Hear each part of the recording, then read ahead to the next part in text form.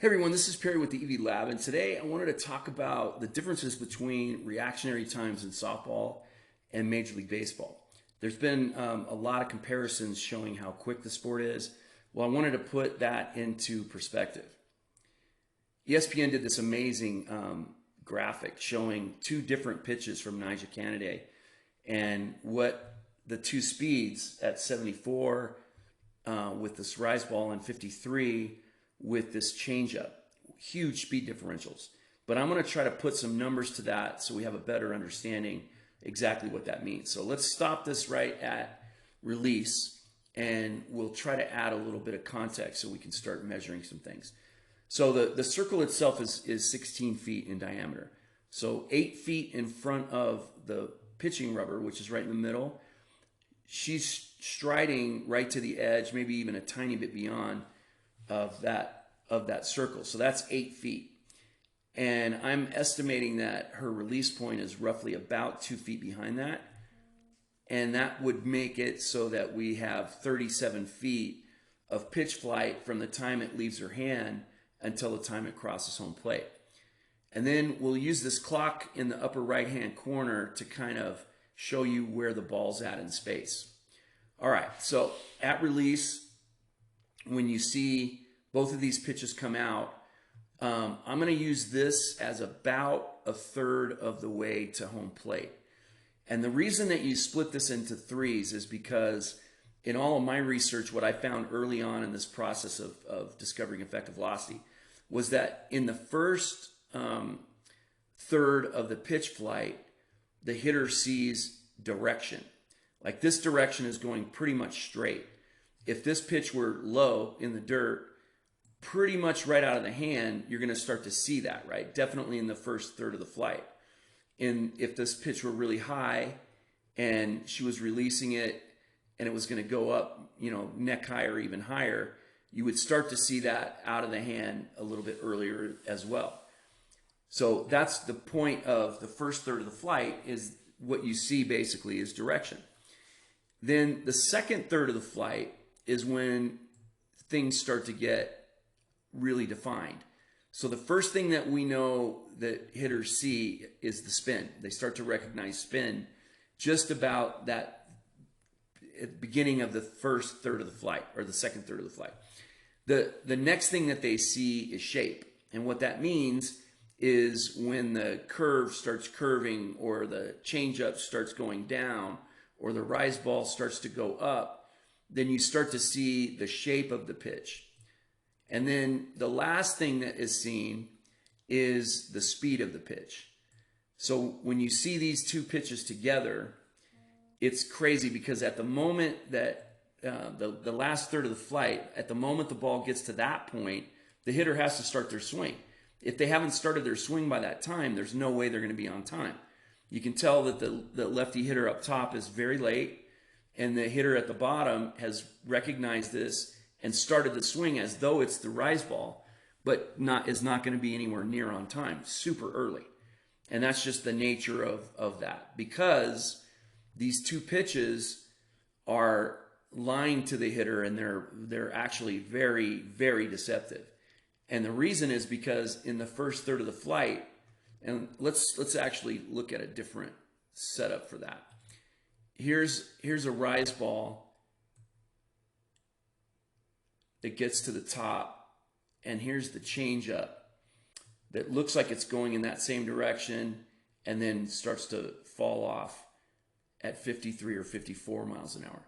So the part that's the trouble is referred to as an EV tunnel. When two pitches share the first third of the flight and look exactly alike, then the hitter has no idea for that first third what pitch they're dealing with. So right now, both the changeup at 53 or 4 and that rise ball at 73 or 4 or 5, there's no difference.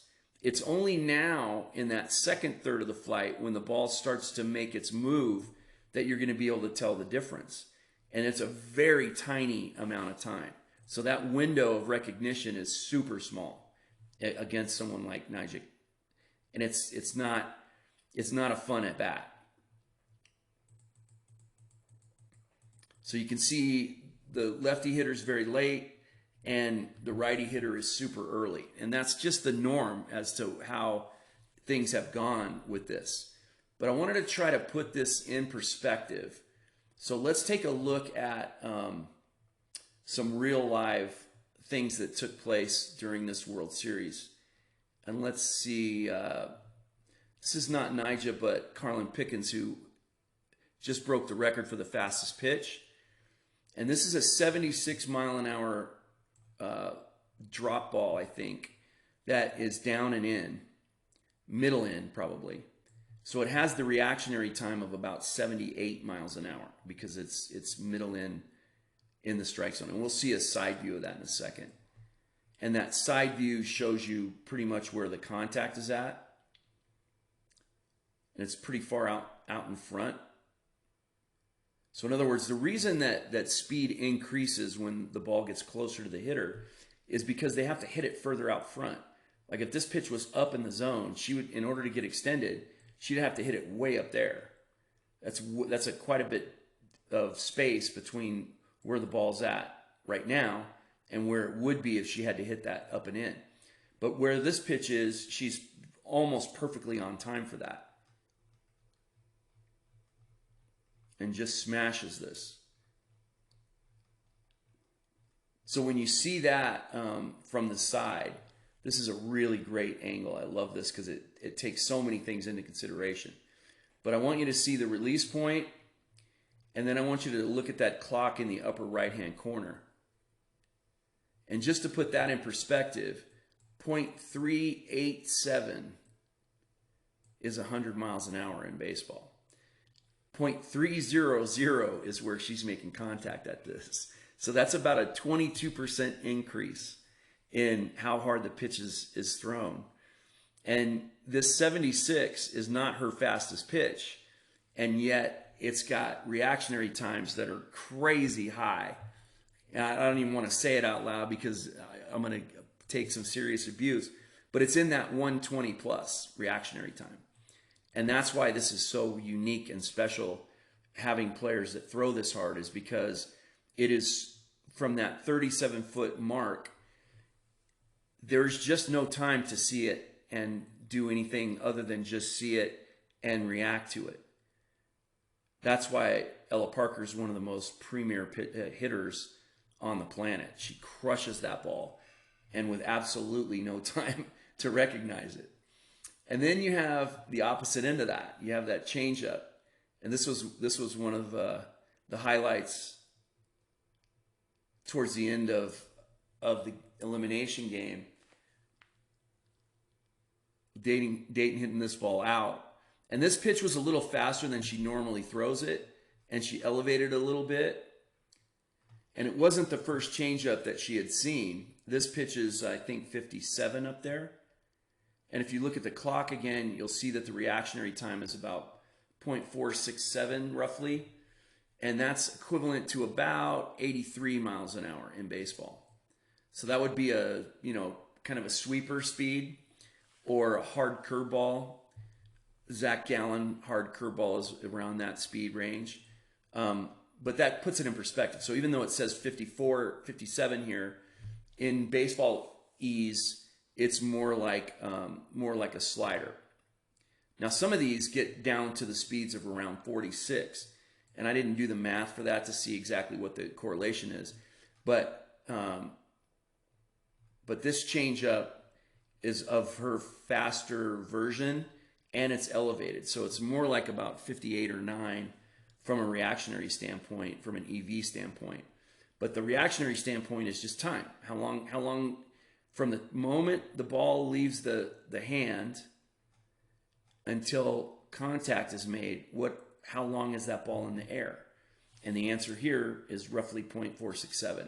It's probably a little bit less than that because, again, this is working at a frame rate that won't let us catch every single movement of the ball in the bat. So it's going to be off just a tiny bit. So it's probably closer to about 80 reactionary time. So we got 80 and almost 120, somewhere in that range. That's a crazy amount of speed differential. But that's what these guys are dealing with every night. Well, every night that they're facing Nigel Kennedy or Carlin Pickens. So hopefully that puts some things in perspective to give you an idea what everybody's dealing with. There was one more that I thought was this was 74 miles an hour, and it was out. This was another Nigel Kennedy pitch on the outside part of the plate, and you could see Ella getting really almost overextended, because when the ball's located away, for her to hit this perfectly on time, she would have to hit it a little bit deeper. But because she's hitting it out front, anticipating that it was in or maybe more speed, she catches this thing right there. Let me see if I've got a rear view of that also. Oh no, this was a different one. This one was crazy. She got up to get one of these rise balls at the very top of the zone, not even a strike, and got even with that to hit it out. That was impressive. Super impressive. I thought we had one. Oh, this is the changeup. This is another kind of a full side view, not exactly side, but you get an idea about how that pitch changes. So imagine that pitch is not sinking like her normal changeup, and it's not losing quite as much speed. So this was kind of a happy storm. The devil's in the details when it comes to reactionary time, because when you add a couple miles an hour and then you mislocate it, it adds even more speed, and it gets it closer to the speed of the fastball. So in other words, if you were to take and go up to 57 or 58 up with your changeup and down with that 74, and let's say you threw it 71 instead, and now it's down towards the bottom of the strike zone. Now we're talking about around 67, 68 effective speed. And because you're hitting this way out in front, you're talking about, 62 or 3. And so the speeds get a little bit closer together. It doesn't mean that they're easy to hit. They just get a little bit closer together. So hopefully this will give you a little better perspective as to what speeds people are talking about. And I know a lot of people will go crazy about the 120, but someone that can do the time math on that, I think you'll see that it's pretty close.